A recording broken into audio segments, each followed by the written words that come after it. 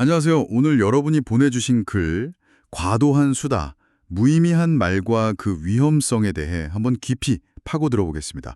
왜 어떤 사람들은 이렇게 끝없이 이야기할까? 그리고 그게 왜 문제가 될 수 있을까? 이런 걸 다루는 글인데요. 혹시 주변에 좀 말이 너무 많아서 기빨린다 이런 느낌 받으신 적 있으세요? 이 글이 딱 그 부분을 건드리는 것 같아요. 네, 그렇죠. 이게 단순히 뭐 말이 많다 이런 현상 자체보다는 그 뒤에 숨어 있는 뭐랄까 피상성 아니면 불안감 이런 걸 좀 짚어보는 글이거든요. 아, 피상성이요? 네. 핵심은 결국 의미 없는 말하고 정말 깊이 있는 소통 이걸 구분해야 한다.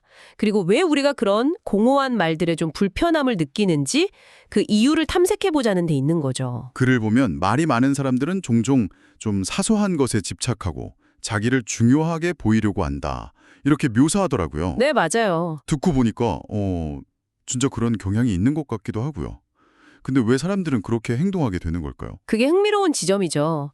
이 글에서는요, 수다, 그냥 막 떠드는 거랑 중요한 문제에 대해서 상세하게 분석하는 걸 명확하게 구분해요. 아, 수다랑 상세 분석. 네. 그러니까 단순히 말이 많다, 이게 문제가 아니고요. 그 내용이 얼마나 피상적인가, 핵심과 관련이 없는가, 이게 문제라는 거죠. 그래서도 딱 잘라서 이건 수다스러움이 아니라 상세 분석에 관한 것이라고 말하거든요. 뭐랄까 알맹이 없이 길기만 한 이야기하고 정말 복잡한 사안을 깊이 파고드는 건 완전히 다른 사원이다. 이런 지적입니다. 그렇군요. 그럼 그 알맹이 없는 말이 구체적으로 어떤 문제를 일으킬 수 있는지 혹시 자료에서 든 예시 같은 게 있었나요? 아, 네. 특히 이제 정치 분야를 예로 들어요.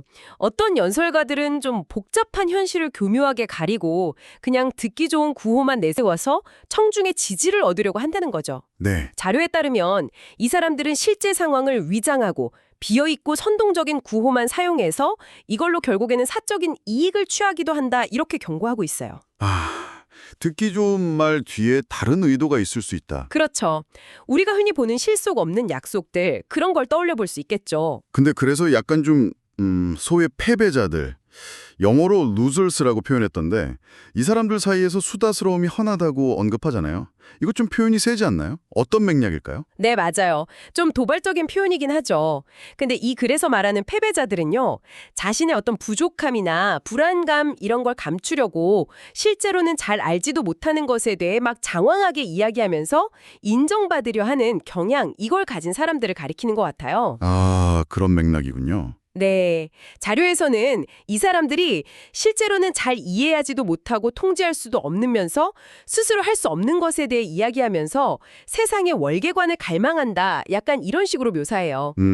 그러니까 실력보다는 말로 자신을 증명하려는 태도, 그 이면에 어쩌면 깊은 불안감이 있을 수 있다? 이런 분석인 거죠. 아, 그러니까 과도한 말이 오히려 그 사람의 내면의 약점, 불안감 이런 걸 드러내는 신호일 수도 있다는 거네요. 네, 그럴 수 있다는 거죠. 그럼 이런 식의 소통이 결국 어떤 결과로 이어질 수 있을까요? 그래서는 아주 명확하게 경고합니다. 이런 과도하고 공허한 말은 결국 말하는 사람의 신뢰도를 떨어뜨린다고요. 신뢰도 하라. 네. 더 나아가서 막 감정에 휩쓸려서 말을 막 쏟아내다 보면 자기도 모르게 비밀을 누설하거는 나중에 아차하고 후회할 말을 내뱉게 될 위험도 커진다. 이렇게 지적합니다. 자료에서도 직접적으로 말이 많고 쓸데없는 말을 너무 많이 함으로써 우리는 권위를 떨어뜨리고 나중에 후회할 비밀을 누설할 위험에 항상 처해 있다. 이렇게 이야기하고 있죠. 생각만 해도 좀 아찔한데요. 그렇다면 이 글이 제안하는 좀 바람직한 소통 방식은 뭘까요? 이런 문제를 피하려면 어떻게 해야 한다고 할까요? 네. 글은 결국 의도와 목적을 가진 명료하고 간결한 소통을 강조해요. 의도와 목적. 네. 그리고 괜히 어려운 전문 용어 막 남발하기보다는 듣는 사람이 이해할 수 있도록 설명하는 게 중요하다. 이렇게 말하고요. 아, 그렇죠. 특히 좀 재미있는 표현이 나오는데 마법적 관점, 영어로는 magical perspective라는 표현을 써요. 근데 이게 뭐냐면 단순히 감정에 휘둘려서 즉흥적으로 반응하는 게 아니라 명확한 의지를 가지고 의식적으로 행하는 소통을 의미하는 거죠. 마법적 관점이라 의식적인 소통? 네. 그러니까 순간적인 기분 변화가 아니라 확고한 목적의식에 기반한 아주 신중한 말하기, 그 중요성을 강조하는 겁니다. 마법적 관점이라 그 감정에 따른 반응이 아니라 의식적인 선택으로서의 소통, 이거 참 흥미로운 개념이네요.